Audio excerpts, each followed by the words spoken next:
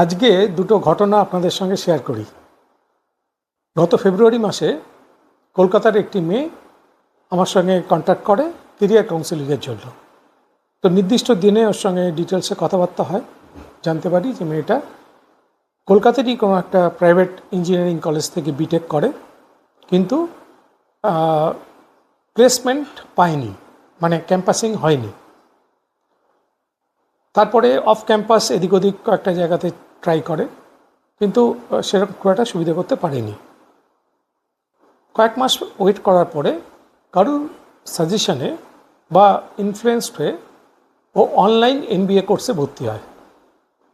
কিন্তু কয়েক মাস ক্লাস করার পরে, কয়েক মাস মানে হয়তো 3-4 মাস আমার যদ্দূর মনে হচ্ছে, ওর মনে হয়েছে যে এই MBAটাও ওর জন্য স্যুট করবে না। একটু ফ্রাস্ট্রেটেড। তো তখন ও আমার সাথে কন্ট্যাক্ট করে। তো আমি ওকে কেরিয়ার অ্যাসেসমেন্ট টেস্ট, একটা স্পেসিফিক কেরিয়ার অ্যাসেসমেন্ট টেস্ট যেটাকে বলা হয় আইডিয়াল কেরিয়ার টেস্ট, আমি ওর জন্য অ্যাসাইন করি। তো সঙ্গে সঙ্গে রিপোর্ট এসে যায়, এটা তো অনলাইন AI বেসড। তো আমি ওকে বলি যে তুমি এটাকে ভালো করে দেখো, 5-6 দিন টাইম নাও, তারপরে আমার সাথে আবার যোগাযোগ করো।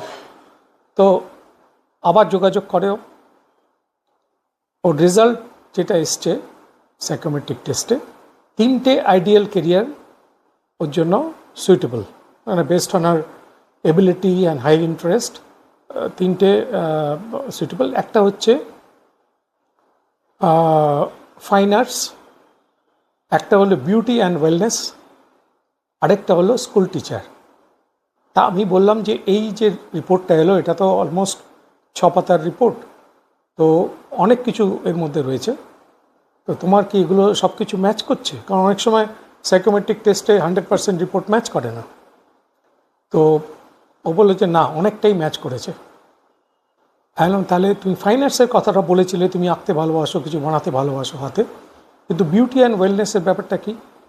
তখন ও বললো যে আমি ছোটোবেলার থেকে মেকআপ আর্টিস্ট, আমার এটা প্যাশন।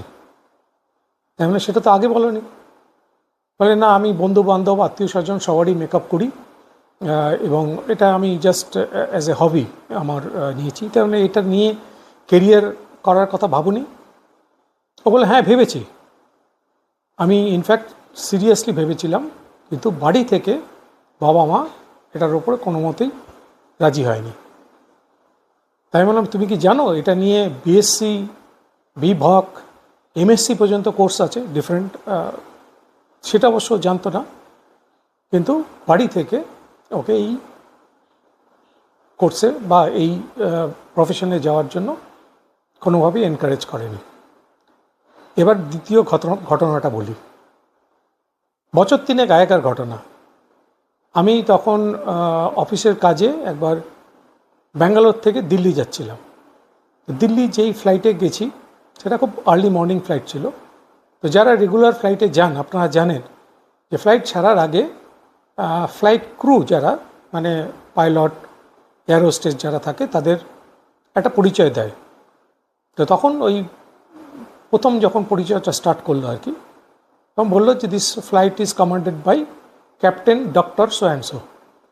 তো নামটা শুনে আমার একটু খটকা লাগলো, ক্যাপ্টেন ডক্টর, মানে পাইলটের নাম ক্যাপ্টেন ডক্টর। তো যাই হোক, দিল্লিতে ল্যান্ড করার পরে ফ্লাইটটা অ্যারো ব্রিজে দাঁড়ালো, মানে আমাদের সবাইকে অ্যারো ব্রিজ দিয়ে বেরোতে হবে। তো আমার সিটটা প্রথম দিকে ছিল। তো আমি বেরিয়ে কি খেয়াল হলো, আমি অ্যারো ব্রিজে একটু দাঁড়িয়ে গেলাম। আমি ভাবলাম যে যদি পাইলট বেরোয় তখন তাকে একবার জিজ্ঞেস করব। তো কিছুক্ষণ অপেক্ষা করার পর দেখলাম যে পাইলট, কো পাইলট দুজনেই বেরিয়ে আসছে, এবং আমি একটু ইতস্তত করেই ওনার সামনে গিয়ে দাঁড়িয়ে জিজ্ঞেস করলাম যে, অ্যান্ড বাই দ্য ওয়ে উনি একজন ভদ্রমহিলা, খুব অল্প বয়স, এবং উনি এই ফ্লাইটের ক্যাপ্টেন ছিলেন। আমি গিয়ে জিজ্ঞেস করলাম যে দেখুন, আপনার পরিচয় দেওয়ার সময় আমরা শুনতে পেলাম ক্যাপ্টেন ডক্টর, তা আমি ভেরি কিউরিয়াস। তো তো এই ব্যাপারটা একটু যদি বলেন যে আপনি মানে এই তো শুনে খুব হাসলো। আমি ভেবেছিলাম হয়তো অ্যাভয়েড করবে, কিন্তু শুনে খুব হাসলো এবং হেসে বলল যে